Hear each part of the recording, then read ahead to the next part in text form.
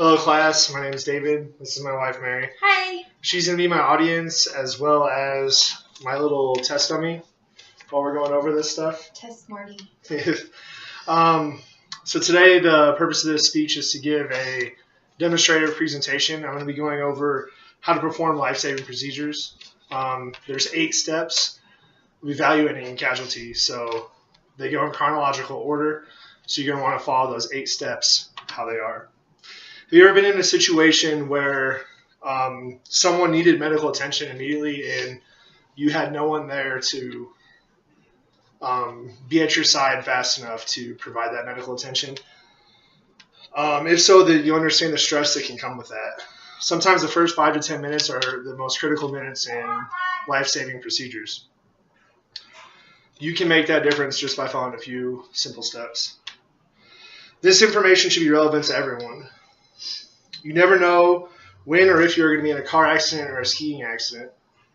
There are so many tragedies that occur on a daily basis that with a little bit of training, you can turn a catastrophic event into something that's more manageable. Through my military training and real-world application, I have firsthand knowledge and experience on these certain life-saving procedures. I have been in situations where these steps have changed the outcome that could have been a potential tragedy. Throughout the duration of this speech, I will demonstrate how to conduct simple but effective ways to perform life-saving procedures. So if you could go and lay down here on the couch. So the very first thing that you're going to want to do when you come upon a casualty, someone who's injured or hurt in any way, the very first thing you want to do is check the casualty's responsiveness. What I mean by responsiveness is to see if they're alert. So alert would be if I came up to my wife Mary here and I said, "Hey, honey, are you okay?" And she responds, "Yes." So she's fine. Verbal. If she's over here just saying like, "Hey, I'm good," she can perform whatever she needs to do to herself. Pain. If she's not alert, not verbal or anything, I can take my thumb and I can press very hard on her fingernails. Just pressing really hard. Or I can get into the sternum and twist down on her sternum. If she responds to pain, then I know that she still has some type of responsiveness. And then unresponsive. If she's unresponsive to all of my attempts in general, then that's when you know that you have a serious problem. The next thing I'm going to want to do is I'm going to want to check for her breathing. So the simplest way to check for breathing is to place my head onto her chest with my face facing her face. What that's going to let me do is that's going to let me feel the rise and fall of her chest, as well as feel the breaths coming from her mouth onto my face. So just something like this, something really simple. I can feel the rise and fall and the breathing. The next thing I'm going to be doing is I would check for the pulse. So whenever you're checking for a pulse, you always want to do it in an artery. So whether in the neck, in the wrist, you can check in the thigh. Those are the main places to check for the pulse. One of the most important things that I've had in my experience is checking for blood.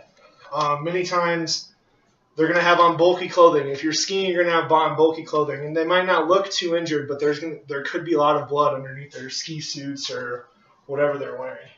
So what I'm going to show you how to conduct is called a blood sweep. So basically a blood sweep is I want to make sure that I cover every inch of her body with my hands. And I can't just do one quick swipe. Otherwise, I'll come back with blood on my hands and I'm not going to know where the blood came from. Whether it came from her arm or her leg, I wouldn't know. So you want to start from working your way down from the head to the toe. With the blood sweep, it's imperative that you check every 5 inches or so, just so you have a generalized area of where that blood's coming from. So I would start from her head, go down one arm, grabbing both sides of her arm, squeezing, grabbing, pulling out, making sure that there's nothing lodged in there. Other arm, and then I would work my way down the rest of the body, ensuring that I also include the back, the feet, anywhere. The next thing that I'm going to check for is shock. There's not really, a lot of times in catastrophic incidents, the victim is going to have shock because it's a traumatic experience that wasn't expected. So there's not much that you can really do for shock. other than to take cool water, place it on the casualty's forehead, elevate their legs, as well as untie their shoelaces. For shock, you're going to know that the casualty has shock. It's going to be very obvious. They're going to be disoriented. They're going to stop sweating completely. It looks a lot like a heat injury. The next thing I'm going to check for are fractures. The obvious fractures are the fractures where the bone's going to stick out. So those are called compound fractures. So I would first, the obvious places, the arms, the legs. I would check for the bone protruding or anything like that.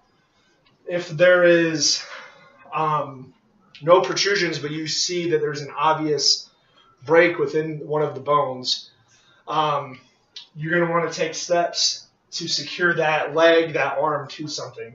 So that's just as simple as taking something hard like a piece of wood, anything like that, placing it on the side of the casualties. We'll say that her leg is what's fractured right now.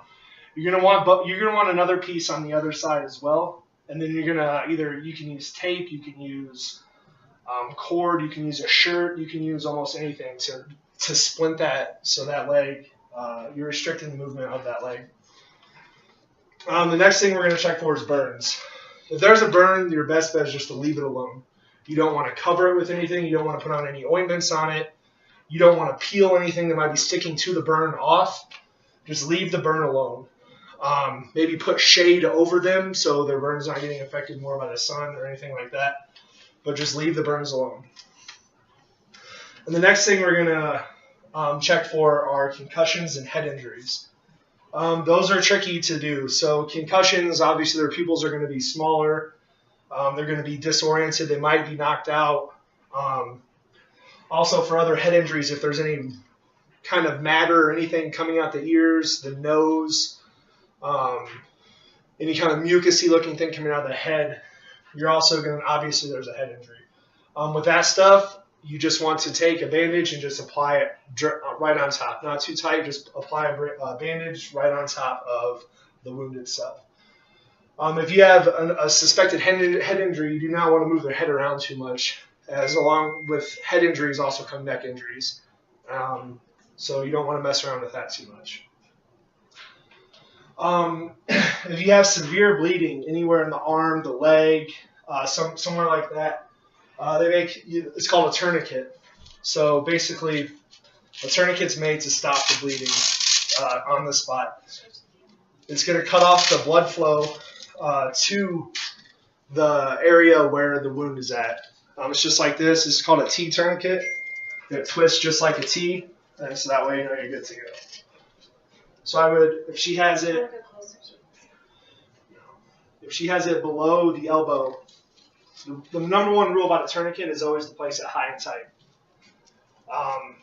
So you're just going to place it down and you're going to torque this down as hard as you possibly can. It's going to hurt the casualty a lot, but they're going to thank you in the long run because the bleeding stopped and they didn't die from bleeding out.